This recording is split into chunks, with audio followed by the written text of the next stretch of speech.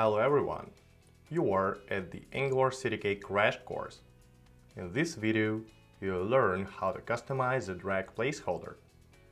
But before we start, please make sure you already know how to rearrange the data in the list as we learned in the previous video.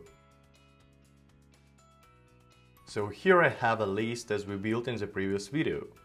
Data source contains not only data, but also links to the placeholder images.